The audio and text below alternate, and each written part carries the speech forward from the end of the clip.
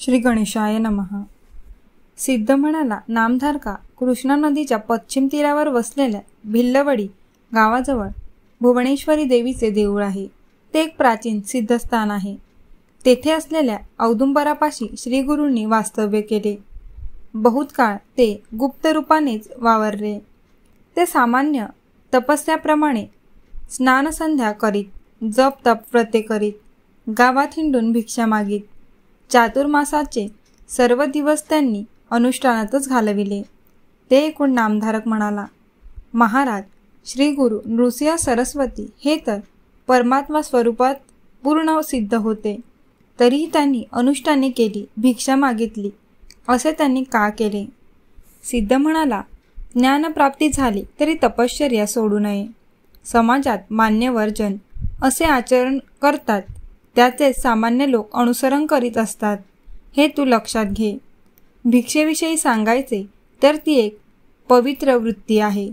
संन्याशांनी परिग्रह न करणे, भिक्षेवरच उदरनिर्वाह करणे आणि सर्व काळ साधनमग्न राहणे हाच त्या आश्रमाचा धर्म आहे।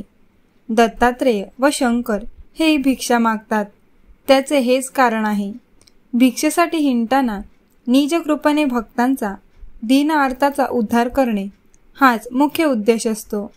श्री गुरु भिलवडीमध्ये गुप्तपणे राहत असले तरी त्यांची सत्कीर्ती व्हायची ती झालीच।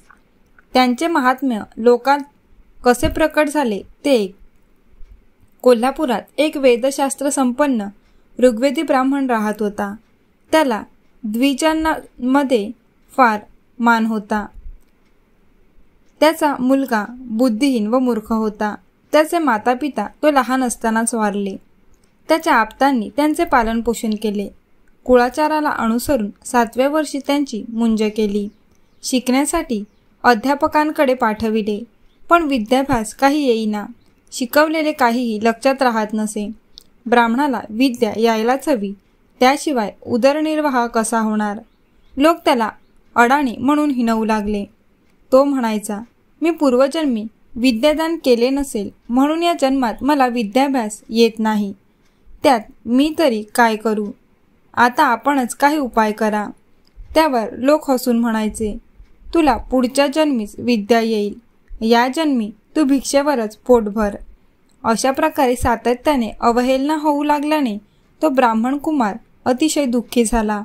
विद्या येत नाही याची खंत करीत ग्राम सोडून निघाला। त्याच्या मनात एकसारखे आत्महत्येचे विचार येत होते। रात्रीच्या सुमारास तो भिल्लवडीस आला। तेथे भुवनेश्वरीचे दर्शन घेतले। त्याने अन्नोदक टाकले आणि तिच्यासमोर धरणे धरून बसला।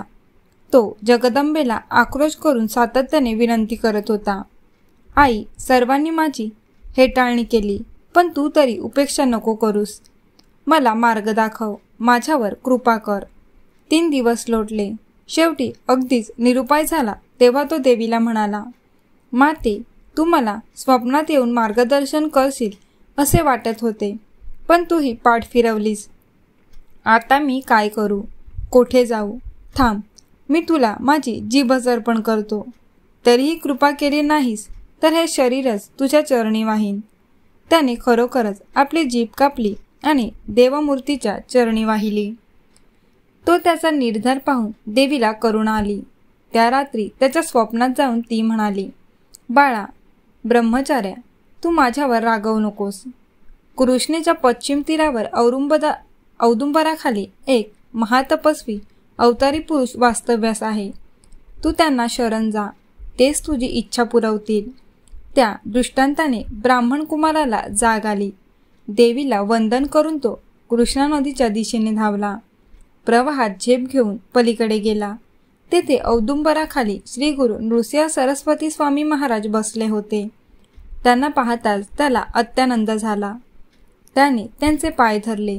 जीभ नसल्यामुळे त्याला बोलता येत नसले तरी अंतर्ज्ञानी श्री गुरूंनी त्याचा मनोभाव जाणला होता। त्यांनी आपला वरदहस्त त्याच्या मस्तकी ठेवला तर काय आश्चर्य, त्याला पुन्हा जीभ आली। त्याला वेद, शास्त्रे, पुराणे, तर्कशास्त्र, भाषा, व्याकरण असे सर्व ज्ञान प्राप्त झाले। परिसस्पर्शाने लोखंडाचे सुवर्ण व्हावे तसे श्रीगुरूच्या पुनीत स्पर्शाने त्या ब्राह्मणास पांडित्य प्राप्त झाले. सिद्ध म्हणाला, नामधारका असा आहे गुरुचा महिमा.